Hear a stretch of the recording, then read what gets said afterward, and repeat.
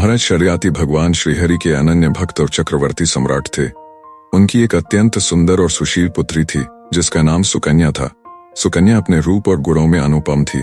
वह न केवल राजमहल में पलकर बड़ी हुई थी बल्कि अपनी बुद्धिमत्ता और शालीनता के कारण सभी की प्रिय थी। एक दिन महाराज शर्याती अपनी पुत्री और अन्य सखियों के साथ जंगल की यात्रा पर गए। यह यात्रा केवल शिकार और मनोरंजन के लिए नहीं थी बल्कि एक महान ऋषि के दर्शन करने का भी उद्देश्य था।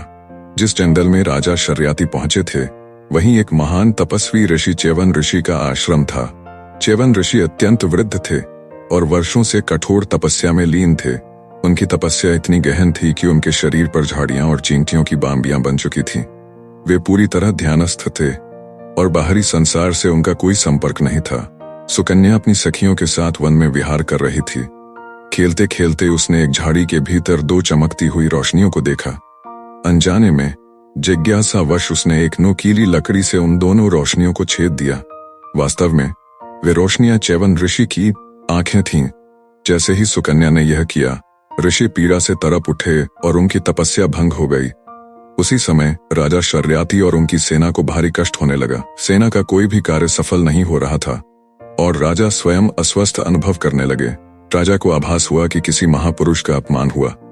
जब राजा ने अपनी पुत्री से पूछा तो सुकन्या ने अपनी भूल स्वीकार की। राजा तुरंत च्यवन ऋषि के पास पहुंचे और क्षमा याचना की। च्यवन ऋषि अत्यंत क्रोधित थे किंतु वे ज्ञानी और धैर्यवान भी थे। उन्होंने कहा, राजन, तुम्हारी पुत्री ने मेरी आंखों को नष्ट कर दिया है। यह एक गंभीर अपराध है। इसका एकमात्र उपाय है कि सुकन्या ही मेरे साथ जीवन व्यतीत करे और मेरी सेवा करे। राजा इस प्रस्ताव से दुखी हुए, लेकिन ऋषि के श्राप से बचने और अपनी पुत्री का दोष मिटाने के लिए उन्होंने सुकन्या को ऋषि के साथ विवाह करने की अनुमति दे दी। अब राजकुमारी सुकन्या, जो राजमहल में सुख सुविधाओं में पली बढ़ी थी, उसे जंगल में एक वृद्ध और अंधे ऋषि की पत्नी बनकर रहना पड़ा। परंतु सुकन्या ने इसे अपने भाग्य के रूप में स्वीकार कर लिया। वह हर दिन ऋषि की सेवा करती, उनके लिए जल लाती, आश्रम की देखभाल करती और उनकी हर आवश्यकता का ध्यान रखती। उसका त्याग, समर्पण और सेवा देखकर देवता भी प्रसन्न हो गए। कुछ वर्षों बाद देवताओं के वैद्य अश्विनी कुमार एक दिन च्यवन ऋषि के आश्रम में आए।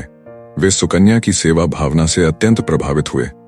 उन्होंने सुकन्या से कहा, देवी, हम तुम्हारे पति को युवा और नेत्रवान बना सकते हैं, किंतु इसके लिए तुम्हें एक परीक्षा देनी होगी। सुकन्या ने सहर्ष कहा, मैं अपने पति के कल्याण के लिए हर परीक्षा के लिए तैयार हूं। अश्विनी कुमारों ने कहा, हम तुम्हारे पति को एक जलाशय में स्नान कराएंगे। वहां 3 समान पुरुष बाहर आएंगे। तुम्हें अपने पति को पहचानना होगा। यदि तुमने सही व्यक्ति को पहचाना तो वे युवा और स्वस्थ हो जाएंगे। जब च्यवन ऋषि जलाशय में उतरे तो 3 सुंदर और युवा पुरुष बाहर निकले। तीनों समान दिख रहे थे। सुकन्या ने ध्यानपूर्वक देखा और अपने पति को पहचान लिया। जैसे ही उसने सही व्यक्ति को चुना, च्यवन ऋषि पुनः युवा, तेजस्वी और अत्यंत शक्तिशाली हो गए। उनका दिव्य स्वरूप देखकर सुकन्या की आंखों में श्रद्धा और प्रेम छलक पड़ा।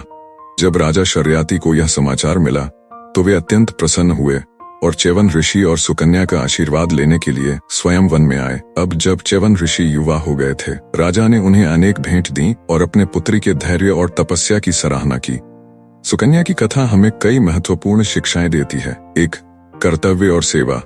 सुकन्या ने अपने भाग्य को स्वीकार कर अपने पति की सेवा की, जिससे उनके जीवन में चमत्कार हुआ। 2. धैर्य और समर्पण। सुकन्या ने कठिन परिस्थितियों में भी धैर्य बनाए रखा और अपने कर्तव्यों से विमुख नहीं हुई। 3. परीक्षा का महत्व। जीवन हमें कई बार कठिन परिस्थितियों में डालता है, लेकिन जो सच्चे प्रेम और समर्पण से कार्य करता है वह विजयी होता है। 4. धार्मिकता और पुण्य। च्यवन ऋषि की तपस्या और सुकन्या की श्रद्धा के कारण देवताओं ने स्वयं आकर सहायता की। सुकन्या की यह कथा न केवल हमारे धार्मिक ग्रंथों का एक महत्वपूर्ण भाग है, बल्कि यह हमें यह भी सिखाती है कि जीवन में कर्तव्य, त्याग और समर्पण से ही सच्ची सफलता प्राप्त होती है। जो व्यक्ति अपने जीवन साथी, परिवार और समाज के प्रति अपने कर्तव्यों का पालन करता है, वह निश्चित ही सम्मान और सुख पाता है। इस कथा का संदेश है कि त्याग और भक्ति का फल सदा श्रेष्ठ होता है।